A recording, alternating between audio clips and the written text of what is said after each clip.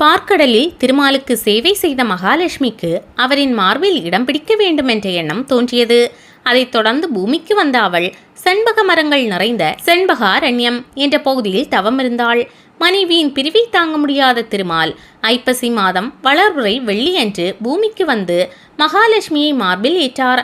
திருமாலின் மார்பில் வசிக்கும் வரம் பெற்ற மகாலட்சுமி போல தானும் திருமாலின் மார்பில் இடம்பெற வேண்டுமென துளசி விரும்பினாள். விருப்பத்தை நிறைவேற்ற பூமியில் துளசி செடியாக தோன்றி திருமாலை நோக்கி தவமிருந்தாள். அவள் தவம் செய்த பகுதியில் தினமும் ஒரு துளசி செடி தோன்றியதால் அப்பகுதியே துளசி வனமாக மாறியது. இந்த நேரத்தில் மிருகண்டு முனிவரின் மகனான மார்க்கண்டேய முனிவர் துளசி வனத்திற்கு வந்தார். அப்போது மகாலட்சுமியை மகளாக பெற்று திருமாலை மருமகனாக அடைய வேண்டுமென்ற எண்ணம் மனதிற்குள் தோன்றியது. உடனே ஓரிடத்தில் அமர்ந்து தவத்தில் ஈடுபட்டார்.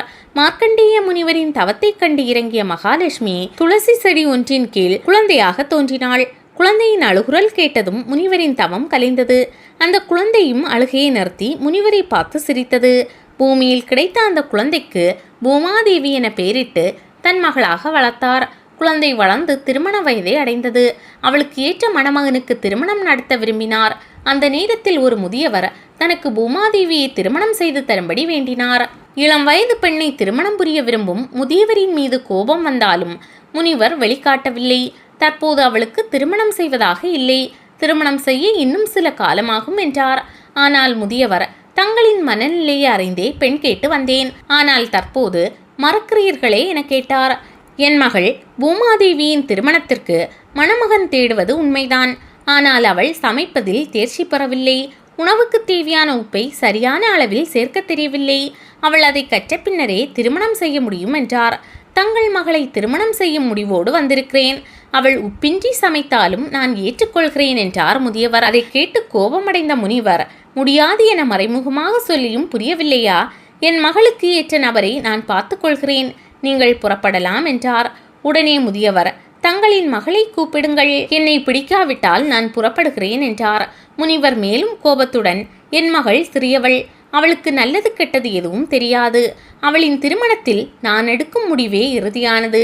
நீங்கள் இங்கிருந்து செல்லுங்கள் என்றார் கோபமாக. அமைதியாக, ஏன் கோபப்படுகிறீர்கள்? என்னை மருமகனாக்கிக் கொள்ள ஆசைப்பட்டவரே நீங்கள்தான், ஆனால் தற்போது முடியாது என மறுக்கிறீர்கள் என்றார். நான் இதற்கு முன்பு உங்களை பார்த்ததே இல்லை. என் மகளை திருமணம் செய்து கொடுப்பதாக எப்போதும் நான் சொல்லவும் இல்லை என எச்சரிக்கை செய்தார். உடனே முதியவர், என்னை நன்றாக பாருங்கள், இதற்கு முன் என்னை தாங்கள் பார்த்ததில்லையா?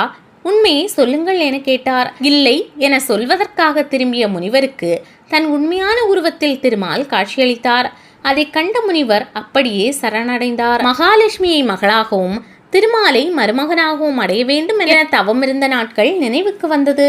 தன் மகள் மகாலட்சுமி என்பதும் அவளை திருமணம் செய்ய வந்திருப்பவர் திருமால் என்பதை மறைந்து மகிழ்ந்தார். பின்னர் திருமாலிடம், என் மகள் பூமாதேவியை திருமணம் செய்து தர சம்மதிக்கிறேன். பங்குனி திருவோணமான இன்றே என் மகளை திருமணம் செய்து தர விரும்புகிறேன். ஆனாலும் நீங்களே ஒரு நல்ல நாள் பார்த்து சொல்லுங்கள் என்றார்.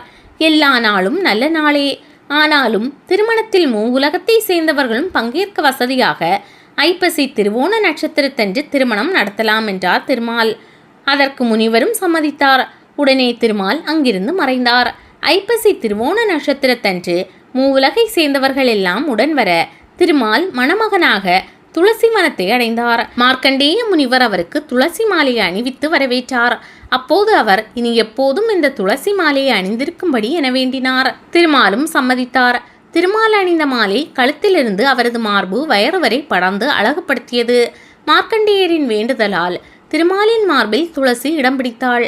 இதனால் துளசியின் வேண்டுதலும் நிறைவேறியது.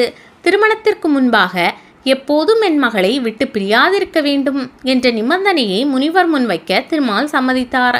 அதன் பிறகு உலகத்தை சேர்ந்தவர்கள் முன்னிலையில் திருமால் பூமாதேவி திருமணம் நடந்தது. பூமாதேவியாக தோன்றிய மகாலட்சுமி முனிவரின் மகளாக வளர்ந்து திருமாலை திருமணம் செய்ததால் அவர் முனிவரின் மருமகன் ஆனார்.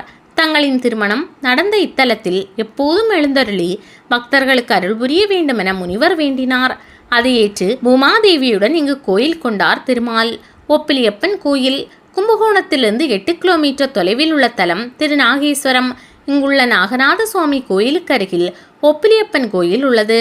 நின்ற கோலத்தில் உள்ள சுவாமியை வேறு எவருக்கும் ஒப்பில்லாதவன் என நம்மாழ்வார் பாடியதால் உப்பிலியப்பன் என பெயர் பெற்றார்.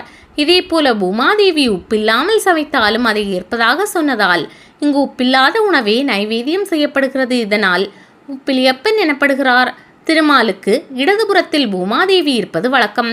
இங்கு பூமாதேவிக்கு திருமணம் நடந்ததால் சுவாமிக்கு வலதுபுறம் அவளே இருக்கிறாள்.